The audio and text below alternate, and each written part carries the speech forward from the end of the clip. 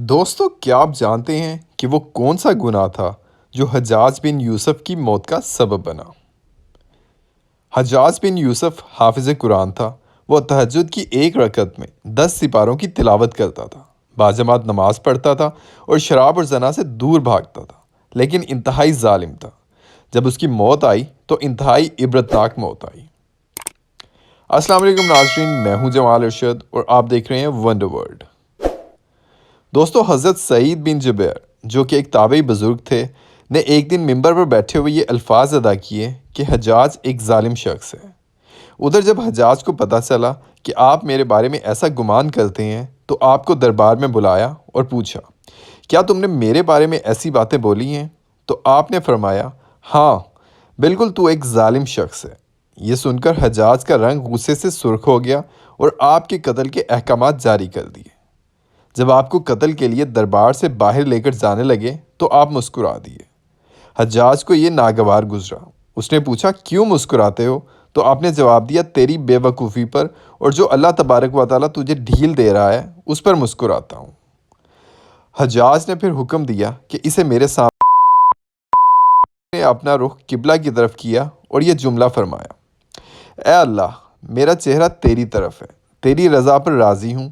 یہ حجاج نہ موت کا مالک ہے نہ زندگی کا۔ جب حجاج نے یہ سنا تو بولا کہ اس کا رخ قبلہ کی طرف سے پھیر دو۔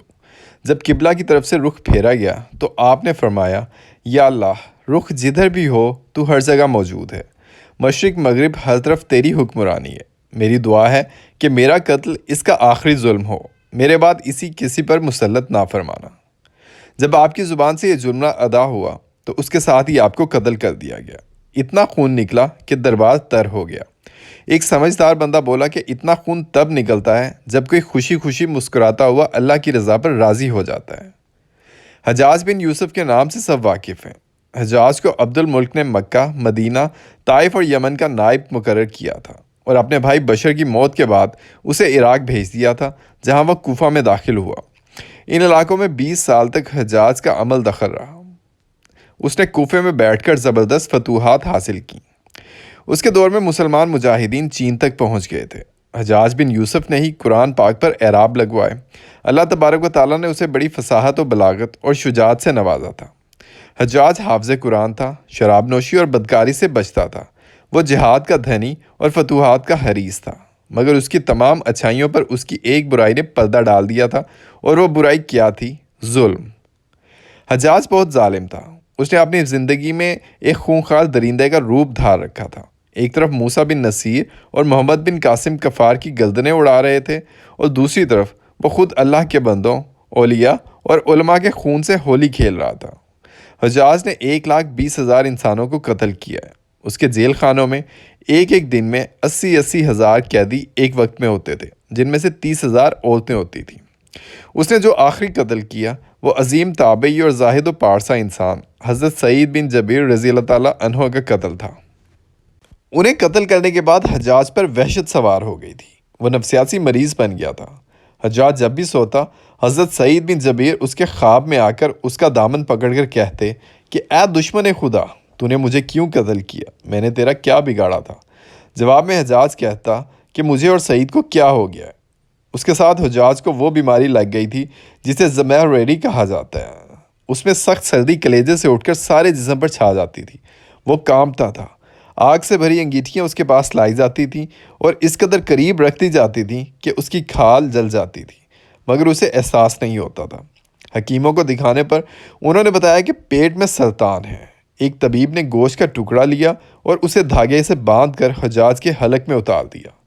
تھوڑی دیر بعد دھاگے کو کھینچا تو اس گوشت کے ٹکڑے کے ساتھ بہت عجیب نسل کے کیڑے چمٹے ہوئے تھے، اور اتنی بدبو تھی جو پورے 1 مربع میل کے فاصلے پر پھیل گئی تھی۔ درباری اٹھ کر بھاگ گئے۔ حکیم بھی بھاگنے لگا۔ حجاج بولا کہ تو کدھر جاتا ہے؟ علاج تو کر۔ حکیم بولا، تیری بیماری زمینی نہیں آسمانی ہے، اللہ سے پناہ مانگ حجاج۔ جب مادی تدبیروں سے مایوس ہو گیا تو اس نے حضرت حسن بصری رحمۃ اللہ علیہ کو بلوایا اور ان سے دعا کی درخواست دی۔ وہ حجاج کی حالت دیکھ کر رو پڑے اور فرمانے لگے، میں نے تجھے منع کیا تھا کہ نیک بندوں کے ساتھ چھیڑ چھاڑ نہ کرنا، ان پر ظلم نہ کرنا، مگر تو باز نہیں آیا۔ آج حجاج عبرت کا سبب بنا ہوا تھا۔ وہ اندر باہر سے جل رہا تھا اور اندر سے ٹوٹ پھوٹ چکا تھا۔ حضرت سعید بن جبیر رضی اللہ تعالیٰ عنہ کی وفات کے 40 دن بعد ہی حجاج کی بھی موت ہو گئی تھی۔ جب دیکھا کہ بچنے کا امکان نہیں تو قریبی عزیزوں کو بلایا جو بڑی کراہت کے ساتھ حجاج کے پاس آئے۔ وہ بولا، میں جب مر جاؤں تو جنازہ رات کو پڑھانا اور صبح ہو تو میری قبر کا نشان بھی مٹا دینا، کیونکہ لوگ مجھے مرنے کے بعد قبر میں بھی نہیں چھوڑیں گے۔ اگلے دن حجاج کا پیٹ پھٹ گیا اور اس کی موت واقع ہوئی۔ اللہ ظالم کی رسی دراز ضرور کرتا ہے، لیکن جب ظالم سے حساب لیتا ہے تو فرشتے بھی خشیت الہی سے کانپتے ہیں، عرش ہل جاتا ہے۔ اللہ تبارک و تعالیٰ ظالموں کے ظلم سے ہم سب کو محفوظ رکھے، آمین۔ دوستو آج کے لیے اتنا ہی۔ امید ہے کہ آپ کو ہماری یہ دلچسپ اور معلوماتی ویڈیو بہت پسند آئی ہوگی۔